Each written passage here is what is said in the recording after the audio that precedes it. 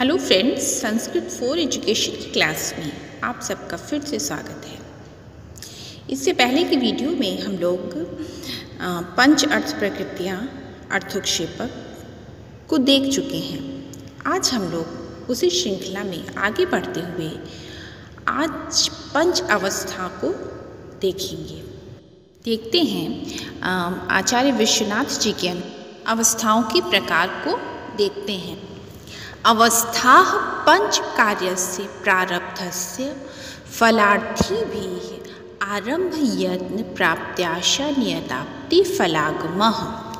फलार्थी भी अर्थात जो फल की इच्छा वाले व्यक्ति होते हैं, जो फल की इच्छा रखते हैं, प्रारब्धस्य आरंभ किए गए, प्रारब्ध मतलब मीन्स आरंभ किए गए कार्य की पंच अवस्था, पांच अवस्थाएं होती हैं।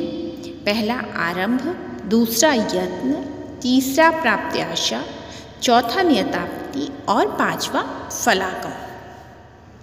अर्थात जो भी व्यक्ति फल की इच्छा रखता है और कार्य को आरंभ करता है, उसके कार्य की पूर्ण होने की ये पांच अवस्थाएं नाटक में बताई गई हैं। आगे चलते हैं।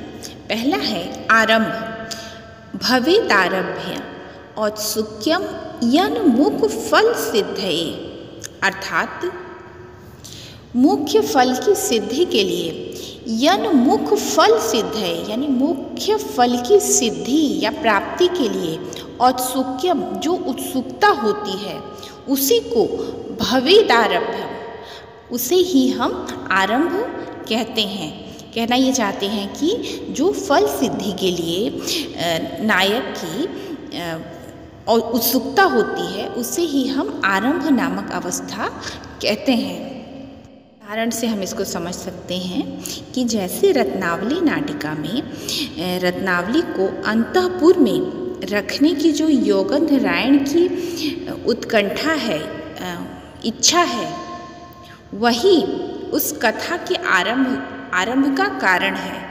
मतलब जो योगंधरायण रत्नावली को अंतःपुर में रखता है और वहीं से संपूर्ण कथा की शुरुआत होती है, वही आरंभ नामक अवस्था का उदाहरण है, वही आरंभ नामक अवस्था को प्रस्तुत करता है। आगे चलते हैं। अगला है यत्न। यत्न या प्रयत्न। प्रयत्नस्तु फलावाप्तो व्यापारो अति त्वरान्वितः। अर्थात फलावाप्तो अर्थात फल की प्राप्ति के लिए व्यापारो अति त्वरान्वितः। जब फल की प्राप्ति नहीं होती रहती है और नायक को फल की प्राप्ति चाहिए हुई रहती है, तो जो शीघ्रता से कार्य किया जाता है, इस व्यापार को यत्न कहते हैं, यानी प्रयत्न कहते हैं। मतलब फल की प्राप्ति न होते रहने पर अत्यंत वेगपूर्ण किया गया कार्य ही प्रयत्न नामक अवस्था को प्रस्तुत करता है। जैसे कि उदाहरण से समझते हैं कि रत्नावली नाटिका के द्वितीय अंक में जब सागरिका द्वारा चित्र बनाया जाता है, किसका? वत्सराज उदयन का, और जो वत्सराज उदयन से मिलने के तरह तरह के उपाय किए जाते हैं, इसी उपाय को हम प्रयत्न कहते हैं। प्रयत्न नामक अवस्था को यह ही प्रस्तुत करता है। अर्थात जब कथा आगे नहीं बढ़ती रहती है और नायक और नायिका द्वारा बहुत वेगपूर्ण कार्य किया जाता है उस काम को आगे बढ़ाने के लिए, तो वह प्रयत्न नामक अवस्था होती है। अब आगे चलते हैं। अगला है प्राप्त्याशा। उपायापाय शंकाभ्याम प्राप्त्याशा प्राप्ति संभवः। अर्थात आचार्य विश्वनाथ के अनुसार जहाँ प्राप्ति की आशा उपाय तथा अपाय की आशंकाओं से घिरी हो, किंतु प्राप्ति की संभावना हो, इस अवस्था को प्राप्त्याशा कहते हैं। कहना ये चाहते हैं कि बहुत सारे विघ्न बाधाएं हों, लेकिन जो प्राप्ति की आशा है वह बनी रहे, ऐसे उपाय के साथ किया गया कार्य प्राप्त्याशा नामक अवस्था को व्यक्त करता है।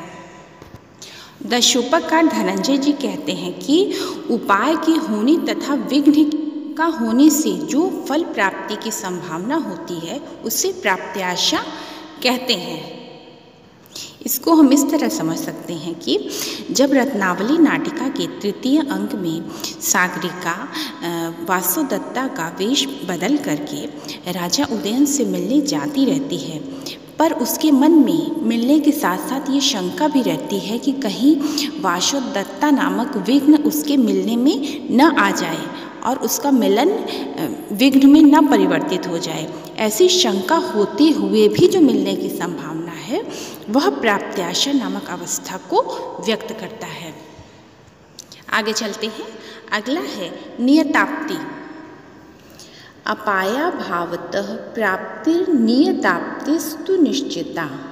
अर्थात अपाया भावतः अर्थात विघ्न के समाप्त हो जाने पे प्राप्तिर्नियताप्ति जो प्राप्ति की आशा है वह निश्चिता मतलब निश्चित हो जाती है। अर्थात नायक को जो भी फल की इच्छा है वह निश्चित हो जाती है, कन्फर्म हो जाता है कि अब मुझे इस फल की प्राप्ति हो जाएगी। तो ऐसी अवस्था को हम नियताप्ति कहते हैं।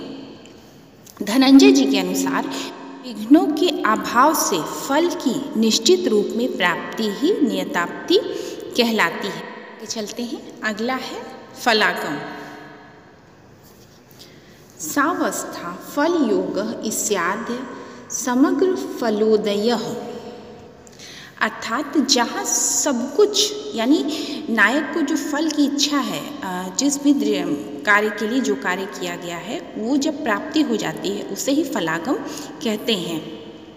धनंजय जी कहते हैं कि पूर्ण रूप से फल की प्राप्ति ही फलागम है। जैसे कि रत्नावली नाटिका में रत्नावली और राजा उदयन का मिलन और अभिज्ञान शाकुंतलम में सर्वदमन के पुत्र और शकुंतला का राजा दुष्यंत से मिलना यानी संपूर्ण फल की प्राप्ति ही फलागम होता है।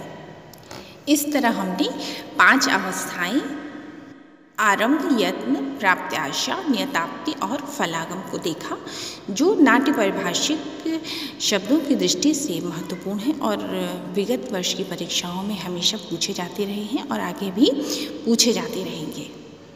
अगर आपको ये वीडियो अच्छा लगा हो तो प्लीज़ मेरे चैनल को लाइक करें, शेयर करें और सब्सक्राइब करें।